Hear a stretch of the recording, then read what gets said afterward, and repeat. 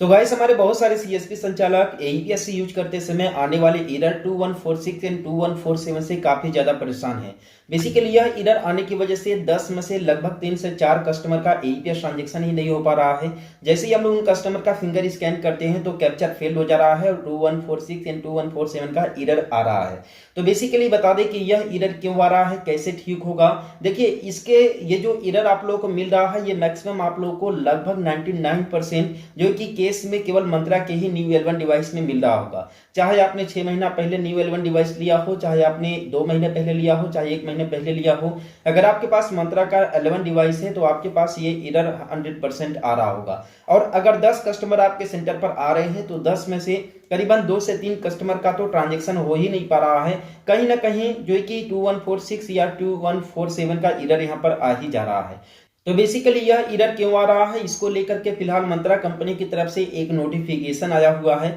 और इसमें आप लोग को यह बताया गया है कि आखिर यह एरर आ क्यों रहा है। मैंने पिछले करीबन आज से 4-5 दिन पहले एक नया वीडियो बनाया था जिसमें आप लोग को यह बताया था कि मंत्रा कंपनी ने एक नया वीडियो जारी किया है और इस वीडियो को जारी करने के बाद मंत्रा कंपनी ने जो कि मंत्रा के न्यू L1 डिवाइस को सही तरीके से यूज करने का इंस्ट्रक्शन दिया था, ठीक है। लेकिन अभी बता दें कि करेंटली हम लोग कितना भी सेम उसी तरीके से अगर न्यू L1 डिवाइस को यूज भी कर रहे हैं फिर भी हम लोग के पास 2147 या फिर 2146 का एरर आ रहा है। तो बेसिकली यह एरर आने की वजह से पहली चीज कि हम लोग किसी भी प्रकार का ट्रांजैक्शन नहीं कर पा रहे हैं कुछ कस्टमर का। दूसरी चीज कि अगर इसी तरीके से यह एरर आता ही रहा तो हम क्यों यूज करें ऐसे डिवाइस को, क्यों इसे हमने परचेस किया, कहीं ना कहीं ऐसा मन में लगने लगता है, ठीक है। तो बेसिकली अभी बता दें कि मंत्रा कंपनी की तरफ से नोटिफिकेशन ये आया हुआ है कि अभी जो एरर आ रहा है 2147 एंड 2146 यह एरर कहीं ना कहीं सही तरीके से कैप्चर ना होने की वजह से ये एरर आ रहा है, जिसकी वजह से आप लोगों को कैप्चर फेल का प्रॉब्लम फेस करना पड़ रहा है, ठीक है। यानी कि सिंपल सी बात करें तो जो L0 डिवाइस था मंत्रा कंपनी का वो ठीक ठाक था, यानी कि किसी भी तरह का अगर फिंगरप्रिंट में अगर डैमेज है कस्टमर का तो उसे आसानी से एक्सेप्ट कर लेता था। लेकिन यहाँ पर जो न्यू L1 डिवाइस आया हुआ है यह न्यू टेक्नोलॉजी पर बेस्ड है और इसमें कई सारे सिक्योरिटी अपडेट भी हैं, जिसके वजह से अगर किसी कस्टमर का आप जो है कि किसी ऐसे कस्टमर का अगर आप फिंगर स्कैन करते हैं जिसका कहीं पर जो है कि उसका फिंगरप्रिंट डैमेज है या फिर कचरा यहाँ पर भरा हुआ है, किसी भी प्रकार का उसका साफ फिंगरप्रिंट नहीं है, ठीक है, तब ये जो आप लोग को मिल रहा है एरर 2146 या फिर 2147 का एरर 100% आएगा। और दुख की बात यह है कि हमारे पास जितने भी जो है कि ओल्ड एज पर्सन आते हैं जिनका उम्र 50 साल 60 साल है या फिर जो है कि ज्यादातर किसानी का काम करते हैं तो उनका फिंगरप्रिंट या तो जो है कि ढीला पड़ जाता है या फिर कहीं ना कहीं डैमेज होने की वजह से उनका एईपीएस ट्रांजैक्शन करते समय काफी ज्यादा प्रॉब्लम आता है, ठीक है। तो मैं आप लोग को बता दें कि अभी फिलहाल मंत्रा कंपनी के द्वारा ये नोटिफिकेशन यहाँ पर दिया गया है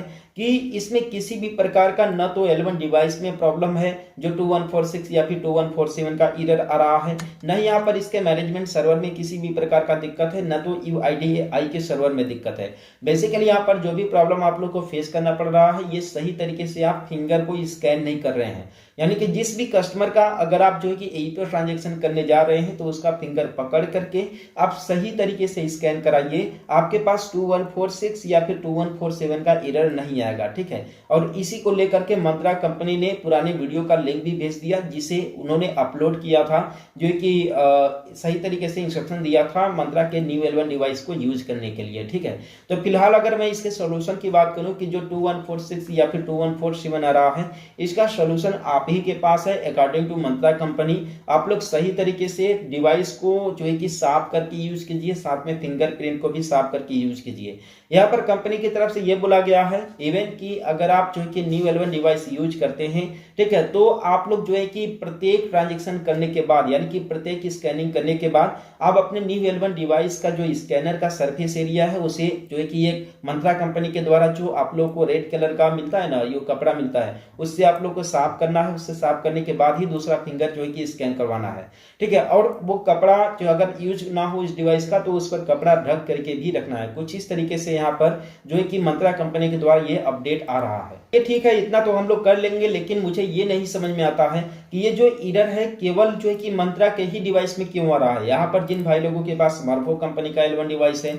स्टारटेक का है या फिर किसी अदर कंपनी का अगर L1 डिवाइस है, तो उनके पास ये एरर क्यों नहीं आ रहा है। क्या वास्तव में कुछ अलग लेवल का सिक्योरिटी अपडेट है मंत्रा के L1 डिवाइस में, या फिर मर्फो में वो चीजें नहीं है। मुझे कुछ भी नहीं समझ में आ रहा है इससे रिलेटेड। लेकिन फिलहाल जो कंपनी की तरफ से नोटिफिकेशन दिया गया है कि कैसे ये प्रॉब्लम फिक्स होगा, वो मैंने आप लोग को बता दिया है। आप लोग सेम इसी तरीके से जो है कि मंत्रा के न्यू L1 डिवाइस का प्रयोग कीजिए। अगर आपके पास ये एरर आ रहा है तो आप लोग साफ करके, फिंगरप्रिंट को साफ करके यूज करते रहिए। दुख की बात तब होता है ना कि जब ओल्ड एज पर्सन कोई आते हैं जिनका उम्र 50 साल है, 40 साल है, 60 साल है, 65 साल है, उनका जो है कि फिंगरप्रिंट यहाँ पर ढीला हो जाने की वजह से, भाई चमड़ी है समय के साथ ढीला हो जाती है, ठीक है, और ढीला होने की वजह से फिंगरप्रिंट नहीं लगता है, तब 2146 या फिर 2147 का एरर आने लगता है। अब ऐसे में वो भी परेशान, वृद्ध आदमी, दूसरी चीज कि यहाँ पर सीएसपी संचालक भी परेशान। 8 बार 10 बार फिंगर लगाओ तब ये काम करता है। अब देखिए, वैसे तो ठीक हो जाना चाहिए, लेकिन जिस तरीके से यहाँ पर नोटिफिकेशन दिया गया है मंत्रा कंपनी की तरफ से,